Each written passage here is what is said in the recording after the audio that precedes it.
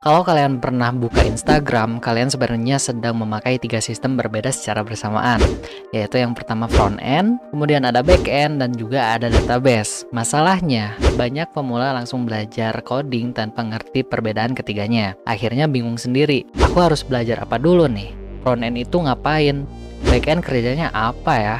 Database buat apa sih? Nah, di video ini kita bakal bahas semuanya dengan bahasa yang super simple supaya kalian benar-benar paham.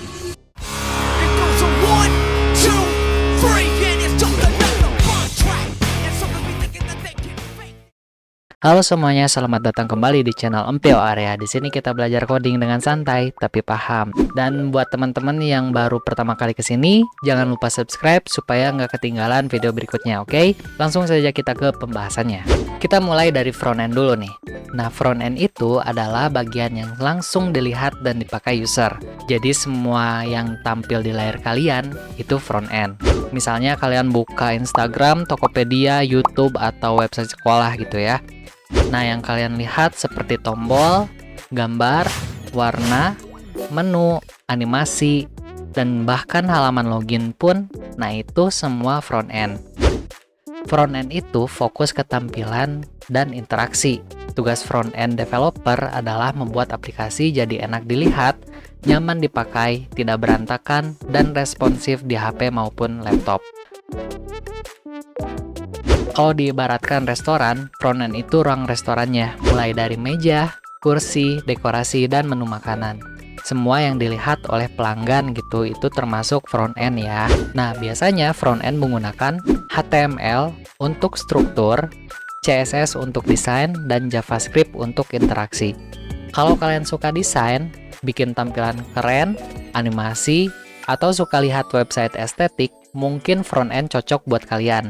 Tapi front end sendirian sebenarnya nggak cukup, karena website modern bukan cuma tampilan. Website juga harus bisa login, menyimpan akun, mengirim pesan, upload foto, dan banyak proses lainnya. Nah, disinilah backend bekerja. Backend itu adalah bagian belakang layar. Kalau frontend itu yang dilihat user, backend itu yang bekerja diam-diam. Misalnya, kalian login ke Instagram. Ketika tombol login ditekan, backend akan menerima data username, menerima password, mengecek apakah benar, dan mengambil data akun lalu mengirimnya ke frontend. Jadi, backend itu seperti otak dari sebuah aplikasi. Dia yang mengatur logika, proses, keamanan, dan komunikasi data. Kalau dari restoran tadi ya, kita ibaratkan backend itu dapur dan kokinya. User cuma lihat makanan datang, tapi di belakang layar ada proses memasak yang nggak kelihatan.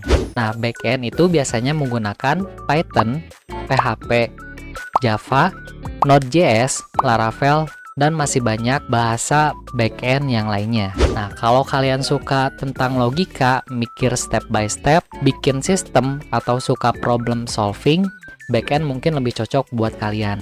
Tapi ada satu masalah lagi. Kalau semua data hilang setiap website ditutup gimana? Misalnya, akun kalian hilang, password juga ikutan hilang, postingan juga ikutan hilang, kan kacau ya? Nah, karena itulah database dibuat. Nah, database ini adalah tempat penyimpanan data. Semua data penting biasanya disimpan di database. Contohnya, ada username, password, email, postingan, komentar, pesan, nilai siswa, data barang, dan yang lainnya gitu ya. Itu semuanya disimpan di database. Jadi saat kalian login, backend akan mengambil data dari database. Makanya backend dan database itu sering bekerja sama. Kalau di restoran tadi ya diibaratkan, database itu gudang penyimpanan bahan makanan. Semua stok disimpan di sana. Biasanya database menggunakan bahasa MySQL, PostgreSQL, MongoDB, SQLite, dan yang lainnya. Nah, sekarang kita gabungkan semuanya. Bayangin kalian login ke Instagram. Nah, langkah pertama, kalian melihat halaman login kan? Nah, itu front end. Kemudian ketika kalian klik tombol login dengan setelah kalian mengisi username dan password, kemudian data tersebut akan dikirim ke backend. Nah, lalu backend akan mengecek akun ke database.